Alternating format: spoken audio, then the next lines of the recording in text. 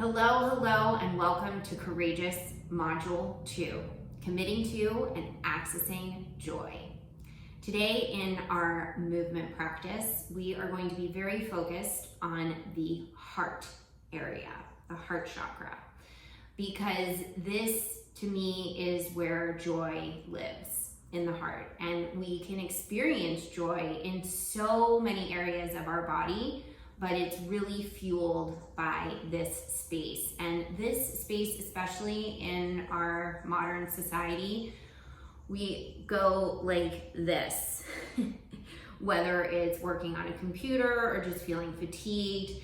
And it is also tends to be a way to protect our hearts, which of course, as we're protecting them, we might be interfering a little bit with their power and their desire. So in this movement practice, we're really going to be opening that up and really focusing on creating expansion in that area so that we can allow joy to flow through us. And as I was talking about that response that we have, it started to make my heart hurt a little bit. So I think this practice will be very good for all of us, especially me right now. So I invite you to take a nice comfortable seat on your yoga mat or the ground. Really make sure you're propped up on your sits bones. Those are sort of triangular shaped bones in your glutes. And elongate your spine, envisioning that you have a string connecting from the top of your head up to the ceiling, and keeping that spine nice and straight. And our very first exercise for today is going to be bringing our shoulders up to our ears and then rolling them back down our backs. Oh, wow, that just feels great. Nice stretch down through the neck and the shoulders, and it really puts us in touch with, again, how we can kind of sort of hunch forward a little bit. So let's do that again. On the inhale, you can bring your shoulders up to your ears, and then on the exhale, back down. You might feel a little bit of crunching, little knuckling going on. That's totally normal, and just shows that it's an area that is very happy to have a little bit of attention. So again, on the inhale, up towards the shoulders, and then on the exhale, back down. Wonderful. And keeping those shoulders nice and straight and drop down from the ears, because we do this too. We sort of like bring the shoulders up and then hunch forward. And this is how our body loves to be, to allow that energy to really flow. And because it is also getting a little bit hotter here in the Northern Hemisphere, we're gonna do a little side opening exercise. That lateral stretching is very cooling for the system. So on the in, you want to bring your hands to either side, and on the inhale, bring your right arm up and reach it to the side. And on the exhale, bringing it back down. And then on the inhale, the other side, your left side, up and over and back down. Inhale up, over and back down. You might be feeling a nice stretch in not just here under your shoulder, but also in your lower hip. And you can do this at your own pace for just 2 more cycles. And here we are, the last cycle. Excellent. Bringing that arm down. And now we're going to move into our tabletop pose, onto all fours and into the beloved posture, that's what we call it in yoga, cat-cow. So here we are in tabletop again. Remember, you want your wrists directly below your shoulders and your knees directly below your hips, making a nice square. And on the inhale, we're moving into cow pose, and on the exhale, into cat meow. And as we come forward on the inhale, I want you to really think again about that heart space, leading you into this position and shining outward. And then back into cat, pushing through the arms, pushing those shoulder blades up. And then a nice release on the inhale into cow pose. Let's just do 2 more of those. Exhale into cat. Inhale into cow. Exhale into cat. And then 1 more inhale into cow. Again, remembering that beautiful light shining out through your heart, leading the way. All right, now back into the neutral spine in tabletop. We're going to do something called thread the needle. So take your arm up to the ceiling. Again, thinking of that heart space shining out. And we're going to sort of sweep the crumbs off the mat, threading the needle through the other arm, and then back up, and then sweep the crumbs off the mat, bringing your head down, but not quite stopping. And then on this one, the third one, we're gonna sweep the crumbs down off the mat and bring our heads down and just take a little bit of a rest. Let's just take 1 nice breath here, 1 full breath. And then on the inhale, coming back to tabletop.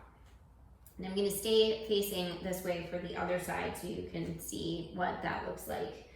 And again, as you're bringing your arm up to the ceiling, that's when you're really thinking about that heart space shining out. That's where you're leading from. Okay, so on the inhale, the arm comes up, and on the exhale, gets swept that way. And then on the inhale, up, sweep the crumbs, inhale up, and on this one, we're gonna come down and just take a couple of breaths here, resting, feeling that wonderful support of the earth beneath us, and just settling into this really delightful position. Okay, now on the inhale, coming back up to tabletop, and let's just clear the spine again with 2 more rounds of cat and cow. So cow, and now into cat. And then our last one here, cow, exhale, into cat. Very good. Now back into tabletop. Now we're gonna come down to our bellies. So you can bring your hands out a little bit, move back, and have a nice diagonal with your quads, and just lower yourself down between your arms. We're gonna come into a pose called Sphinx. So I want you to bring your forearms down to the mat with your legs extended behind you, the tops of the feet on the mat. And you want your arms to be shoulder width, shoulder distance apart from each other. So you can bring your hands to either elbow, and that's exactly the distance that you want your arms to be, right underneath those shoulders. And once you have that established, you want to create your foundations for Sphinx. And that's very simple, just the forearms down on the mat. And same sort of thing, you want to be thinking of that heart space shining outward and looking straight ahead. And you're going to be creating some traction using your forearms, really envisioning that you're pulling them back towards your hips. And that allows the chest to come forward a little bit. It creates a little bit of a bend in the spine, a nice extension. And just keeping your head sort of level, your chin parallel with the ground. And just feel that really nice opening again in that area between the shoulders in the chest. Nice. Sphinx pose, I think of this pose as the sattva of the gunas, which are energetic representations of the cycle of the universe, the constant creation, destruction, and maintenance that's going on. And this is just a beautiful, balancing, very intelligence-provoking pose, the Sphinx. Okay, wonderful. Nice round of breaths there. And now from Sphinx, we're gonna come into a puppy pose. So you can sort of keep your forearms down, bring your hips up, and bring your knees a little bit closer to your elbows. And sort of like child's pose, you can have your feet, your toes touching each other, but in this pose, we want to keep our hips high. And we're leaning back a little bit, but keeping our arms out in front of us. So hips are high, arms are out in front, getting a wonderful stretch in that chest area as well as the shoulders, and also giving our spine some nice extension.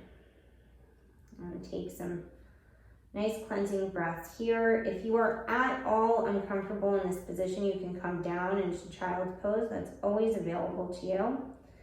But same sort of thing with puppy, really just enjoying this heart opening stretch so that we can lead from the heart and allow it to blossom.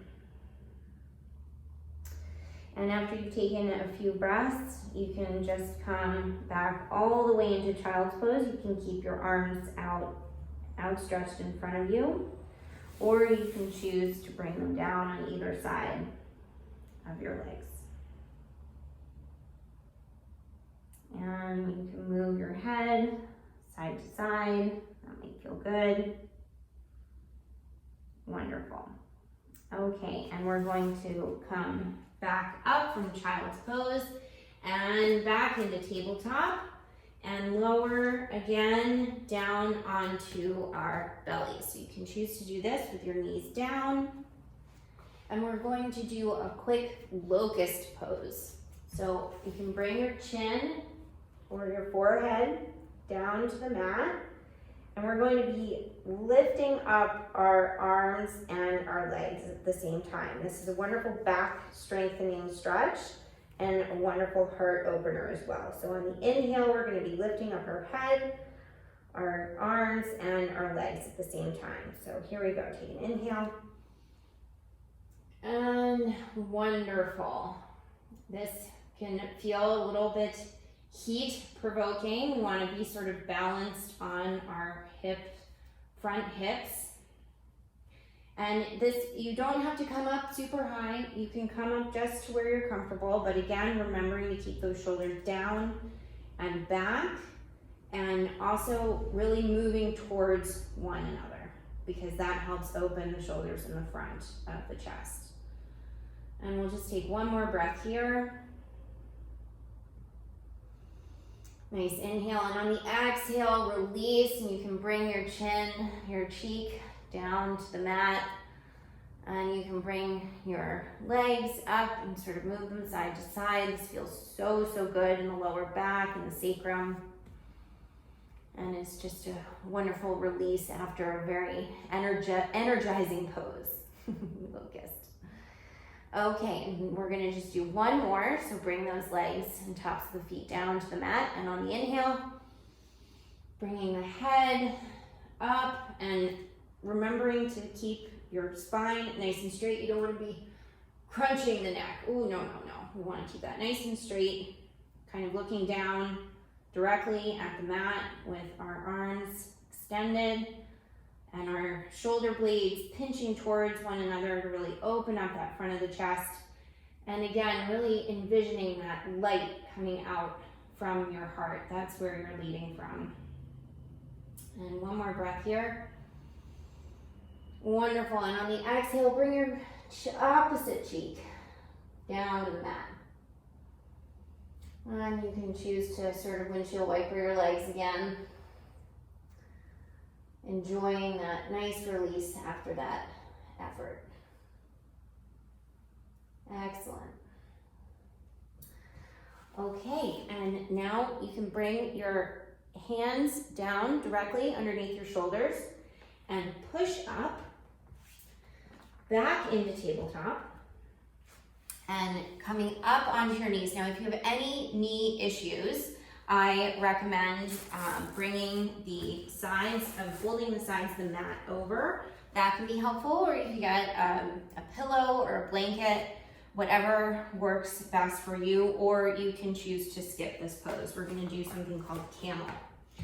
Now, this is a wonderful heart opening pose, and there are some options to make it more accessible depending on where your body is. So always listening to our bodies.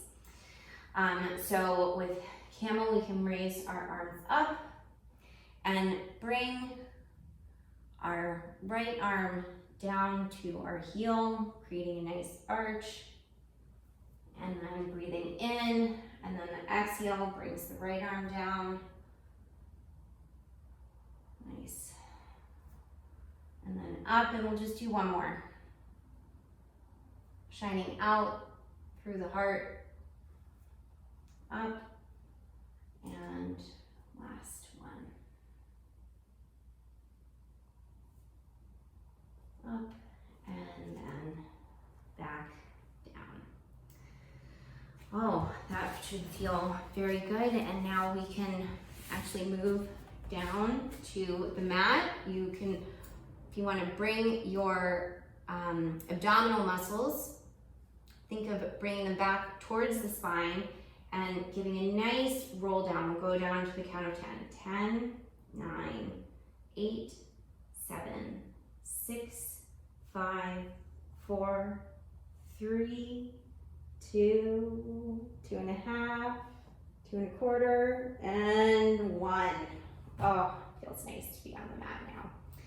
A little core engagement, and we're gonna do a little cooling down now. So we're gonna do a twist. So you can bring your leg, one leg over the other, and shift your hips over to one side. And you can bring your arms out to either side. You can stretch them out straight, or you can have them in cactus arms, bent at the elbows, whichever is best for you. And either way, if your arms are straight or they're bent at the elbows in cactus arms, you're getting that wonderful stretch across the chest. You can bring your head up and twist it to one side, the opposite way of your legs. That might feel good. Take a nice round of deep cleansing breaths here. Excellent. And then on the inhale, bringing those legs back to the center, uncrossing them, shifting the hips to the other side, cross the legs the opposite way, and then bring them down.